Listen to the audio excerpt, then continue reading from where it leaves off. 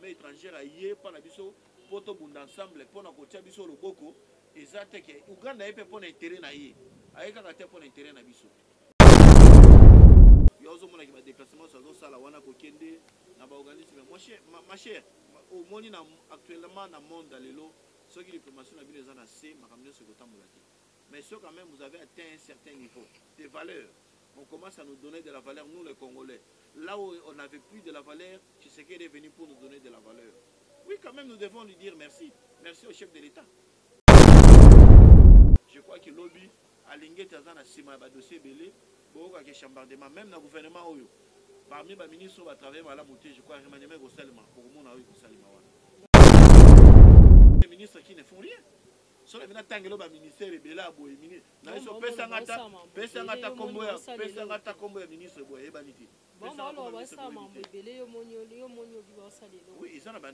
ministère, bonjour, bienvenue sur notre chaîne Congo France Télévision. Les journalistes Gloria Kenge, Léona Yelisusu, Liboso na bino kolandela toujours actualité zo de Kanamboka na biso Congo. Mingi kolandela malamu nyonso ezotambwama likolo ya première dame, président de la République, discours na ye na mokolo ya lobi, déplacement ya première dame akendaki atambolaki partout na este kuna visitaki bisika nyonso anyataki atambolaki azwi temps koleka tipa cardinal batambolaki azwaki moma temps kotambola na yango wana mobali oyo nayambeli bino mwana mboka Alexis Chamala oyo azalaki akompanye na première dame ti kuna na source azwaki te ya kotambola azwaki te ya koyoka mpe ya kolela ya population kopesa mpe liloba oyo chef de l'État apesaki sango na nzela ya maloba na bango bamutu badeplasaki le chef de l'État n'était pas là présent sauf que maloba wana epermetaki mpe population ya este bazwa mpe esika ya kozwa kimia na eselo ya komona bandeko bayaki kosunga bango. Bonjour mwana mboka Alexis. Ouais, bonjour madame Gloria. nasepeli koyamba ona moto alei na bilili na biso esinga esengo mingi lisusu na koyamba oyo outi voyage na koya na koyamba mbala bon bocomprendre ngai bana mboka naza na grippe ezotongisanga malaria me na forcé quand même koya mosala mwana mboka tomonaki na mokolo ya lobi discours ya chef de l'État asili kopesa eyano na oyo etali partenariat oyo basili kozwana na Uganda mais partenariat yango eza esengo mingi mpona kosécurize état de siège sécurité oyo eza kuna na ngambo ya este mais na bispai biso bisika totali lisusu na mboka oyo ebengami bongo na nkombo ya Kisangani bango bazolela population elobi eza na souvenir ya mabe na Uganda banyokwami mingi bato bakufi milelo lelo boyo osala lisusu partenariat wana mpona kosécurize este par là okoki oloba nini mwana. Merci mingi na sepeli na chaîne na bino ya télévision ndenge bopesenga susu opportunité ya koleka mpona kosolana bayimboka PDG Didi Alexis Chamala na pesi yo mbote mingi madame Gloria je crois que na sepenga motuna na yo mbo oyebi ndenge miboko ya mboka ezali koloba constitution ya mboka na biso elingi kolobaki na chaque nyonso na suka ya mbula na fin de l'année na mois de décembre esengeli te mokonzi ya mboka apesa message na bakongolais na bandeko ya ye bakongolais mpona kosala rapport moko ya discours ya état de la nation c'est-à-dire que ya koloba mosala oyo asali na mbula mobimba wana bande bandeli tisuka na oyo ya début ya mandat na ye mosala oyo asalaki lokolo posenga question par rapport ya bana Kisangani bon bana guerre eza na Kisangani te Kisangani eza na kimia problème wana ozoloba wana problème ya ba ADF na lu baza na souvenir ya mabe oui c'est normal bon omoni mpe makambo edépendaka na batemps problème wana toyebi ntango afidele ekotaka oyebi afidele ezalaki appuye na armée rwandaise nde appuyaki ye mais à un certain moment na armée ougandaise na armée rwandaise mais à un certain moment armée ougandaise na rwandaise bayokanaka te basalaka affrontement na kati ya mboka na biso na kati ya province orientale nde eloko wana bato batika na bastigmate wana ndomoni ke mingi bazolinga yango te mais actuellement contexte wana ezalaki différent ya kala eza ndenge moko te na ya lelo contexte ya lelo eza tellement très différent par rapport à l'autre. Ce qui se passe actuellement chez nous c'est quoi? Nous avons vécu pendant au moins 25 ans la rébellion na kati ya mboka na biso rébellion aussi la te na niveau ya est Joseph Kabila abundi ti nanu aye a pacifier mboka pays ezalaki divisé en 3 a pacifier mboka toke na baélection titi jusqu'à ce que mandat na esili l'actuel chef de l'état Félix Antoine Tshisekedi pas ye pe na système ya politique oyo aye atali ke guerre na ese dosila te a changé ba tête à commandement mais la guerre ne finit pas toujours à l'est. Il est allé lui-même là-bas, il a pris des décisions, des mesures, rien ne change, il n'y a pas toujours un changement. Il est allé jusqu'à décréter un état de siège. État de siège au Haché, que province est dirigée par Bakozo Bazalia militaire. Ils ont dirigé province. Alors il s'est fait que même pendant l'état de siège, la situation sécuritaire est restée toujours instable dans la province en Nord Kivu, Naya, Ituri. La raison pour laquelle, on a une relation à bon voisinage. Nous avons 9 voisins. Le chef de l'État le bien a discours, tout on fait la Kelasi, oui, puis tous 9 voisins, tous 9 voisins, Bokanabiso, ne baki kosolana homologue na ya Uganda. Ba a des fois na baza ba islamistes. Sont des terroristes.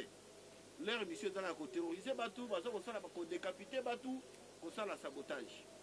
Mais Museveni peut atali que a des fois na baza ba déconner ba Ugandais. Bazo utakuna na Uganda, bazo ko sala ba crime na wana kati mboka na biso. Lokola armée na biso ba doté ba wana super puissance ya makasi.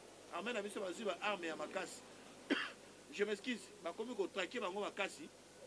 Ba Ugandais ba comprendre que repli na bango wana ba kozonga la biso na kati mboka na biso. Soki bazongiawa bango pe kuna ba koma na instabilité ya makasi. Raison pour laquelle les deux chefs d'État des deux pays, deux nations se sont engagés mutuellement pour attaquer ces rebelles, comme à l'époque il y a un président Kabila entre l'armée rwandaise et l'armée nabiso pour attaquer les rebelles et FDLR. Na niveau ya Kivu kuna o esala ke caméra budaka décision na ya chef de l'état Joseph o ekutaka epose na ye. Vous comprenez un peu? La décision est bonne pour moi, la décision est bonne. Et ça que ceux qui armée étrangère aye pa na biso poto bunda ensemble pour na kotia biso loboko et ça que Uganda epé pour intérêt na ye. Aïka kate pour intérêt na biso. Parce que la mission est bien déterminée. Ceux qui mission est sili bakozonga. Mais ce que nous regrettons, et ça que biso moko ba congolais comme dit dans le baga. Donc il y a Congo zaka yé moko congolais. Il y en a des sectes qui n'apprécient pas cette opération. Il y a des gens qui se retrouvent au bazo tirer bénéfice na baguerre wana. Bazo ko teka ba munitions na ndenge ya mayuya, bazo ko exploiter ba minerais d'une manière illégale au bazo faut attaquer les autres dans l'État. Quand on prend des décisions pareilles, vous devez le savoir que bateau ya motema mabe ya likunya ba sepe na décision na te. Yango lozo mona ba bilo comment na réseaux sociaux, ba Ugandais ba bi ba kozonga lisusu te ba tikali ya libela. Ils ont une mission bien déterminée. À la fin de leur mission, ceux qui ont reçu total, ba kozonga na mboka na bango et puis c'est fini. Il n'y a pas un problème grave. Ça va mon amoka Alexis Chabila. Toujours pour passer pour ba tomoni koto yo chef de l'État simbi sous le discours na ya levé du Congo établi diplomatie. Il va dire vraiment na mboka na biso Congo a levé du bosso ezalaki bien te mbilinga Kongola zalaki na valeur te déplacement na ye kokoma na esika boye ezalaki kimia te eloko boye na kotambola waye depuis akota na mosala na ye ti lelo avandisi vraiment diplomatie par là non, ce qui est vrai quand même, le chef de l'État, Félix Antoine Tshisekedi, a bondi quand même. Il a fait beaucoup d'efforts dans l'institution mondiale, tout ça qui sont dans la place cité. Beaucoup de choses qui sont participées. L'institution, d'ailleurs, ils sont abandonnés. La cotisation est normale pour foot à gâter. Je vous donne un exemple. Par exemple, le sommet à UNICEF, il y a un niveau en France. Le ministre de l'EPC, Tony Moba, Azalaki Wana, a foutu même barrière haute, Azalaki Nayango, UNICEF s'occupe de l'éducation à Bana. Ok, Mamputa Ibanisme, dans le Vela Kibino et pas excellence et puis sur ma ville. Le chef de l'État, quand même, il a fait beaucoup d'efforts. Il y a aussi des déplacements sur la Wana Kokende, organisme. Ma chère, au monde actuellement dans le monde, ceux qui diplomatie ont les ans assez, mais ceux quand même, vous avez atteint un certain niveau, des valeurs. On commence à nous donner de la valeur, nous les Congolais. Là où on n'avait plus de la valeur, tu sais qu'il est venu pour nous donner de la valeur. Oui, quand même, nous devons lui dire merci. Merci au chef de l'État. Parce que avec le partenaire, ça vient avec le temps. Les experts viennent. Première équipe est étudier là où ils doivent investir. Investir dans le domaine. Qu'est-ce qu'il faut? Il faut trouver de l'espace. Il faut faire ceci. Il faut trouver cela. Ça prend du temps. Un projet à long terme, qui est au-delà de 5 ans. Ce qui est à moyen terme, ils ont la valeur à 5 ans. Le projet peut toujours aller. Mais pour que les investisseurs viennent, on doit bien vendre l'image de notre pays. Parce que beaucoup croient, pensent que quand on parle de la guerre à l'Est, en Ituri, ou soit au Nord Kivu, ou soit quelque part, les gens pensent que non, c'est tout le Congo qui est englouti par la guerre. Non, c'est une petite partie. Mais nous sommes tous des Congolais. Il faut investir dans Mboka Nabiso, vendre l'image de Mboka Nabiso par rapport à les ressources naturelles autour de Yango pour que les banda investir. C'est une bonne chose. Tozo Kende, Malem Tozo Mata, jusqu'à ce qu'on va atteindre un niveau vraiment plus supérieur qu'avant. Tozo Kobase Kokoba, la vie discours, il y a chef de l'État, tout le monde peut attaquer qui gouvernement en place. Alobi, basali des barrages, Katanga, Bazomona, Bazosplanté, l'autre côté, Bazomundate, l'autre côté, attaquer qui vit une négligence par rapport à des barrages de Salam Nakatanga. Par là, au Kokoba. Oui, maman, le chef de l'État, ce n'est que normal. Il a reconnu ce que nous avons aimé dans les discours. Le chef de l'État a reconnu là où il y a eu des failles.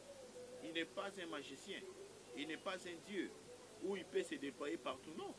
Il a un gouvernement. Bien sûr, c'est lui qui est le garant de la Constitution. C'est lui qui gère le pays. Tous les regards sont fixés vers lui. Ce n'est que normal.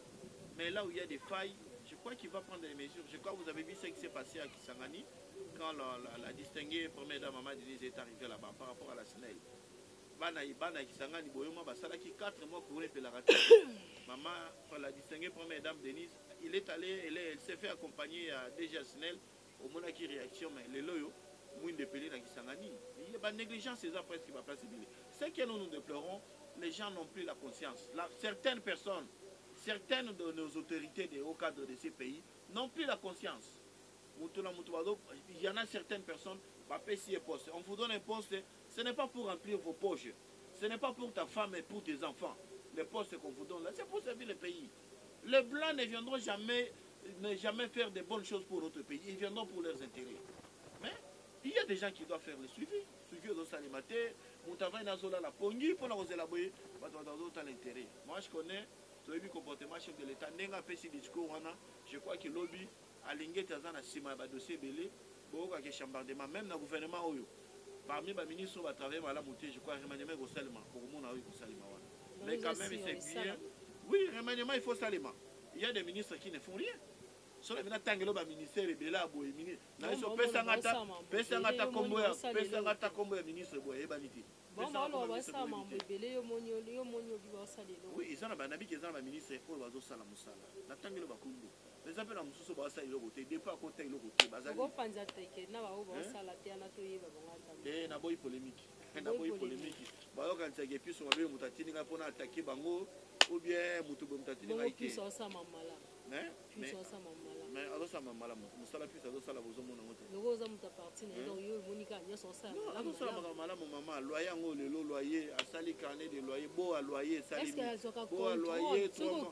Bazo qui est dans service à 16 mois. Bazo banga congolais ba le but dénoncer campagne de sensibilisation et ministère à urbanisme et habitat. Ça se passe dans les médias. Ils ont les cas chaque jour. Au moins, nous avons garantie locative au-delà à 3 mois. Mais la commune service habité Zaliwana. Mais parce que nous les Congolais, nous sommes conscients. Développement et Mboka, il fait la conscience. Papa puisse mobile à l'objet, un problème, il y a conscience d'abord. C'est un problème, il y a conscience. Il y a le titre Chamala. Na futelanda basenga garantie au-delà à 3 mois. Maman, garantie boité, papa garantie boité, ministre Ibanis Maboyi. Gouvernement na biso boye loko on a lingité bo ça va OK kende na service habitat na commune kende ko funda hors de ne kota il faut plus mobile on kotambola na ba porte banda ko batu beti sikela ba kota na banda ko batu non biso boko na conscience c'est ça mais conscience congolais est conscient yenda ko changer mboka oyo là rando tonga l'état bakisila ke brique oh bongo mabele zana les sols le sous-sol appartient à l'état. Le sol et le sous-sol appartient à l'État. À tous les gens, il faut foutre un impôt. Il faut foutre pas pour mboka pone bongama, mboka pone bakisama, pone tongama makasi. Mais bon, et ça va taxi. Et ça va taxi. Tellement ton message d'inconscience. Le peuple a été abandonné à lui-même. Moutamoutado sale logo alingi. Moutago tellement kaka bakomia na bo, na oki posa au sala petit besoin, asali besoin wana. Mboka pone bongeza problème il y a conscience. Dans ça, on interpelle les Congolais la conscience. Tous dans la carte que tu bimi, tu qui va mboka bapaya, tu comme beaucoup misa bango. Bango ba bongisa mboka, ba tu on se va développer pour la bango la conscience. ezalaki kaka te fo bayela o fimbu donc il faut tozonga ndenge Laurent Désiré Kabila yaki ngala monaki ndenge bakadogo bayaki na fimbu oyo bareceveur batikaki makambo kodembela na baportier bolingi nde tozonga na système wana ndenge nazomona après bolobaki no te dictature bato bazosala marche bozokotika bango bazokotambola bazoba kaka ye dictature tozokoba sikoyo bamona mboka tomoni 3 ans et union sacré bilan na bango parla ozomona ndenge nini eza positif ou bien négatif na likambo etali social na mboka bamama bakomotuna piodi wana eza wapi to bogangaki bomataki kokiteki ke piodi eye poisson eye bamama basepeli ke provision mikolo tokosepela soso mikolo tokosepela masango mikolo na parlant même bazomona ngo na circulation te totali mpe na ngambu ya lamuka réaction na bango vis-à-vis ya seni ndenge esalamaki na mokolo ya lobi parla okokoloba nini mwana ngai mpena mpona na kozonga na question suka mpona lobi natalaki marche ya lamuka namoni une dizaine de personnes obiki même ngai 4 ketch même ngai moko aleki chamala nao natikala komobilize bato ya modèle wana te so botuni mon vieux que je respecte beaucoup l'honorable Évariste Bochab quand il fut secrétaire général ya PPRD Vital Kamer VK tant azalaki secrétaire général ya PPRD botuna bango aleki chamala botuna leo soma André Kimbuta bato wana nde bamona fureur na ngai oyo bayebi fureur na ngai botuna bapapa piso babilo ebele baotanga bino bakombo moi en matière de la mobilisation babenga nga nzambe donc nasekaki bango même ata petit na ngai bao na format ba trésor Chibangu bako former bako mobiliser nombre ya bato wana te c'était la honte que monsieur Fayoul a fait hier avec Mouzito. D'ailleurs Fayoul n'a jamais fait l'opposition. Mouzito passe à l'opposition te. Moi je vais leur demander qu'ils n'ont pas la tête 35 ans pendant l'IDP ça une opposition comme ça bas d'éléments. Parce qu'ils n'ont pas d'éléments pour attaquer le pouvoir en place. Ils n'ont pas d'éléments. Ils ont mobilisé les gens pour aller à la CENI. Eux-mêmes, ou même pas. Ils se sont brouillés par leur absence. Ça sont des aventures. On ne peut pas blaguer avec les gens jusqu'à ce niveau-là. L'opposition doit être là, mais Fayoulou doit encore aller dans une école pour apprendre comment s'opposer à un système, comment s'opposer au pouvoir. Déjà, il y a ça qui a offert, il y a niveau, il y a Genève, pour l'esprit qui tribalisme, comme ils ne veulent pas, ils sont contre et jaloux des Kassaïens, ils ont fait ce qu'ils avaient fait la main, Dieu les a montré le contraire. Maman, Gloria, pour la sociale, sincèrement, chef de l'État, il a reconnu qui Azobunda, mais pour la sociale, Koko Césali. Koko Césali, les Congolais belé tous en accès à la santé, à niveau de la justice, les magistrats et les militaires, il faut que les nombre de magistrats, à niveau de la Kolia, moi Koko Césali. Mais vous voyez qu'il y a développement, il y a Mboka, et il y a Banzela. Zobunda quand même na banzela ko bakisa banzela on a un problème il y a pas poisson toliaka une fois l'antenne toliaka chaque jour ceux qui n'a mis sur 15h ceux qui n'a sur 15h les bêtises to qui na on a caméra na capella au mona ndenge bato bazolia bazomela to qui na bandal mais na lobi teke bangonde baza échantillon en population te union sacrée yo na union sacrée sali 3 ans te union sacrée sali kaka à peine une année na Koloba. Peut-être coûte quelques mois. Coalition et FCC na cash n'est pas na pouvoir. Quand na FCC na cash to gérer ensemble. Mais à un certain moment, ça n'a pas marché parce que le blocage est allé belé. Ils ont simbaté, ba ba le kaboye. Ba so manquer de respect par chef de l'état, ba so finga. Yo ba ba ki attendre ko azanga mbongo. Mais natanga matanga ça n'a toujours nécessaire. Attends papa azana mbongo te, mais natanga libala za toujours na valeur. Chef d'État mon raison pour laquelle c'est coalition a créé une union sacrée. Oui, c'est ça les députés ont accompagné le chef de l'État à côté de l'union sacrée. À peine, une année bientôt là, total année au Kende. Pour la poisson, c'est sûr ce qui est vrai. Notre pays a payé une affaire de plus de 80 millions de dollars. On a dit 84 millions de dollars, c'est le ministre de l'économie. Dans la délégation en Namibie. Pour na koya na ba poisson wana koya ko renforcer façon que eza na ba primo ko ya c'est pour mutu so na accès ya kolia yango parce que eza na iloko te lia makana mboka na biso lokola Thomson bozo mona ba chercher wana yango tozo zela programme ngwa ministre de l'économie balobi ki na décembre zo ko mambo on a vu un lot qui est arrivé au niveau ya Matadi to mona ki ba image le kanaki to zela ba o etikala ki wana parce que to mona pe kuna pe na Namibia comme ko ça la pression de façon que tout évacuer ma poisson là comme déjà. Je crois que le gouvernement a déjà moyen ça là rapidement de façon que le comme déjà bien avant que date victoire le gouvernement namibien a fait biso et comme pour na to ba congolais va bénéficier na biloko kolia wana. Ok, tozo ko basi ko ba to moi ki yo pe kendaki na première dame Mama Denise Nakero kendaki na délégation na este botambola ki mingi objectif ya voyage na bino ezalaki vraiment ni mwana mboka Alexis Tcham. Oui, puis la distinguée première dame de la République démocratique du Congo, la maman Denise Nyakiro Tshisekedi, en tant que maman Yabana, maman Yabatonyo Soto. Alors, un programme dans l'agenda de Salaki, quand on a tourné, on a visité la province. Il a fallu visiter la grande province orientale dans l'ancien format. Il y a un moment qui a bandaki na Kisangani, après il y a na Buta, à Tamboli Kuna, après il y a Sukisa, na Isiro. Bisoto na Haute-Ouélé, la province à Haute-Ouélé.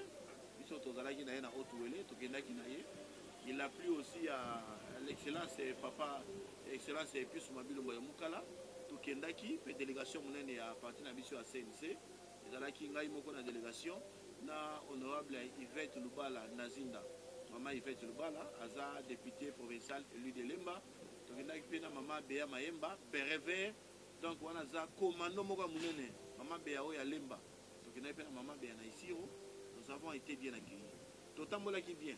Maman a des objectifs. Il y a Liboso.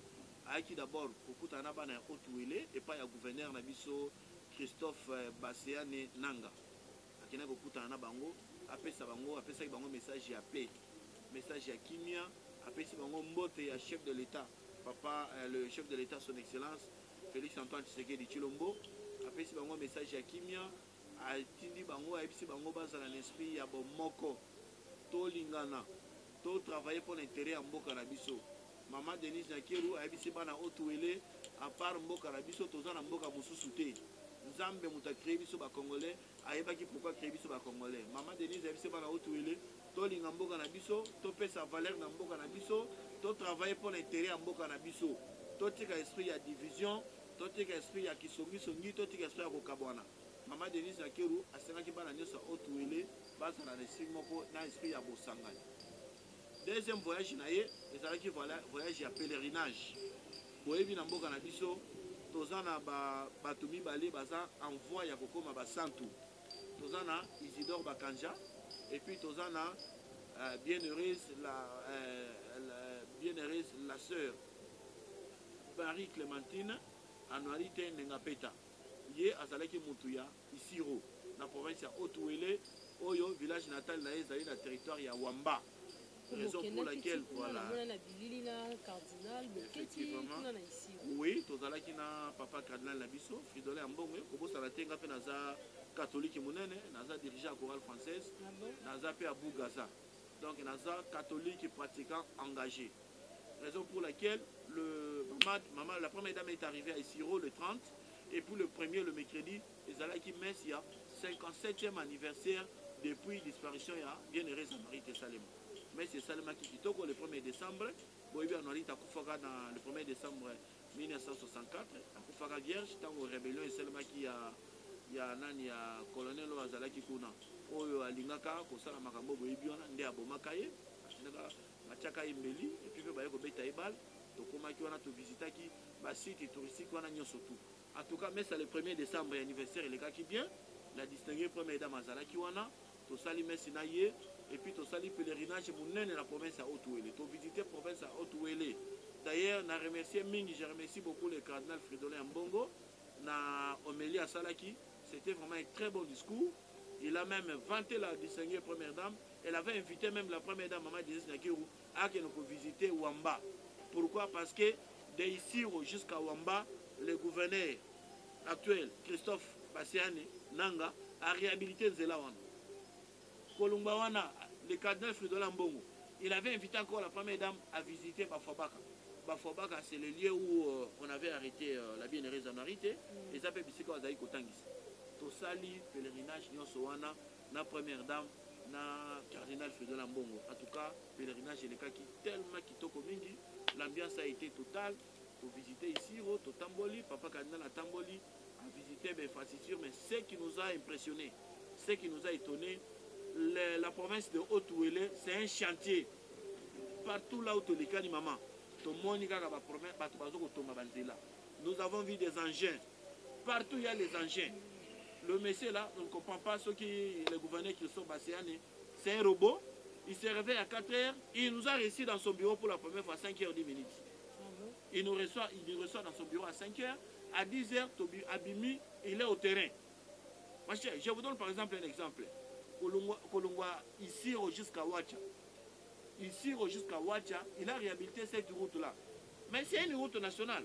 Il a réhabilité à un fonds propre au gouvernement. 330 km. Et ça, le Lungwa qui tient ça, Timatadi. Mais le gouverneur a sali yango.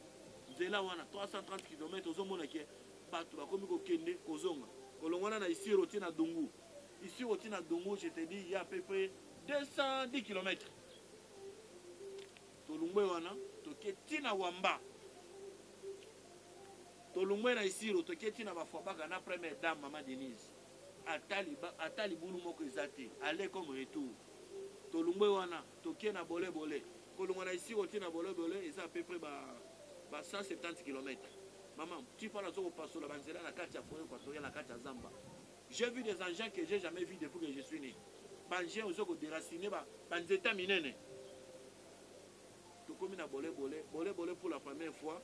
Batouamoni mituka. Mutasali 40 ans de pas botama. Il n'a jamais vu un véhicule. Bazo benga mituka ndaku. Batouama villageois bazo benga mituka ndaku.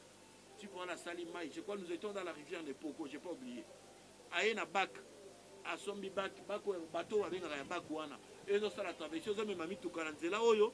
N'arrive oyo. Et kati mituka na ngambu. Batouama comme kata na ba moto. Batouama comme kata trafic est commis.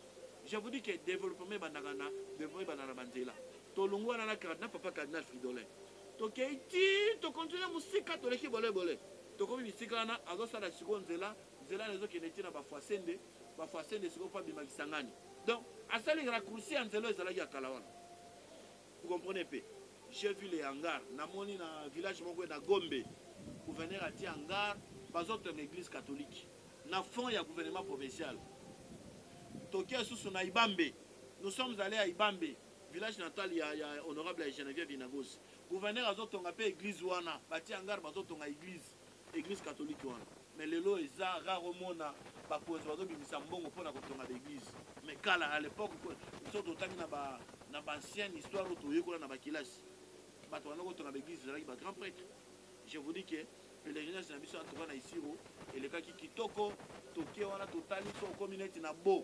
Mais na bo wana makambo tomoni wana mama na biso ke non eza na ko inviter yo donc oui ça gouverneur a ça l'effort inviter bino parce que na bo wana ezali limite entre eturi na trafic comme yana ko saganate donc ba makambo ezo sala mana ya bien tomoni bazo tonga ba bâtiment administratif ba tonga ba bâtiment provincial pour na ba ministère donc kitoko makasi mingi na ville province à Kinshasa moi le wa mukie pour na on a différence au sein na musala ezo tonga parce que na Kinshasa banzele bébé ndeti nga na vana na komi na Kalamu nzela eza te place oleka eza te na misala oyo moni etongami kuna ewumeli te otangeli nga banzela bisika bodeplace mwa liloba mokie mpona ville province de Kinshasa mpo toshite na biso mpo tokomi na so bon omoni na Kinshasa ce n'est que normal Kinshasa mpe eza mokie toza centre donc toza concentré bisika moko mais différence eza makasi en tout cas mpo nga na moni na isiro gouverneur Bassiane Nanga Christophe c'est un modèle. Je vais demander même que le gouverneur na koki sa mangwana basanganaka basalaka batour ya ba province ba se visitaka entre qui se visite entre eux pour que l'un puisse voir ce que l'autre fait. Ba ya kaka te pona metere kaka ya poche na yote. Ba gouverneur ba se visiter. En tout cas ce que je vis là-bas même chez nous en tout cas il y a pas match. Je vous dis que na isiro eza na RDC. Bato bazo tamona na mituka soki mutakiti na mutuka na tiki contact na place. Pona ba miiba mituka bazate. Il y a pas de chèque na isiro bazate. Maintenant, ce toi conscient. Ça m'a fait un plaisir. Qu'au Congo, il y a des provinces où tu arrives, il n'y a pas de voleurs. Tout le monde est conscient. Ça m'a vraiment fait un plaisir, énormément un plaisir. Ok, merci beaucoup, monsieur le gouverneur, pour l'invitation à yo. Et ça, la biso bien, ça, la biso, c'est notre attente. Tambola, bisika, na nyasa, pour talisa, misalo, ça, la mebele, na province.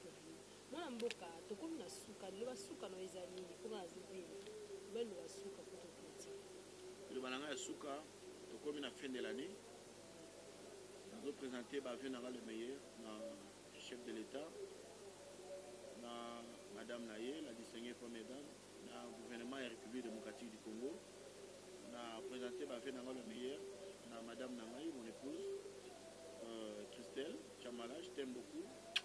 J'embrasse mes enfants. Et puis, la chaîne Abino Télévision, DG Abino Didi. Enfin, je vous aime beaucoup, DG, pour l'opportunité. À toi-même, Gloria. merci Et puis, les héros d'Arombe, les héros d'Alombe, caméramen. Et puis, Bino, Bandegunabiso, Congolais, n'a présenté Bino Bafé le meilleur. Et dans l'année 2022, et dans l'année Moko Malamu pour Nabiso. N'a reçu la Gana Congolais, tous à la Bomoko, tous à la unité. Totika politique à koyinana totika kosala politique à d'individu c'est-à-dire que ngai Chamala na lingi te muto wana za la place wana na lingi te na mona tel wana totika politique à d'individu totika politique à bekolo to mi pesa pour intérêt mboka na biso muto moko ta kolungwa libanda ya mboka pa ko bongisa mboka na biso soyons unis pour une seule cause ozana ba idée même à l'opposition un opposant peut aussi amener une contribution na ye pour que le gouvernement ait en place kende opposant zaka kateka pour ko finga pour ko chola pour ko loba mabe. En tout cas, j'ai dit et puis je vous remercie. merci beaucoup mwana mboka Alexis Chamala pour l'invitation na mokolo na bibili na biso merci na bandeko nyonso ozalaki liboso ya caméra nazobela à la prochaine fois bye. Congo France bisona bango bango na biso bisona bango ekara molai France.com site ya Congo masolo ya danger masolo ya kitoko Congo France.com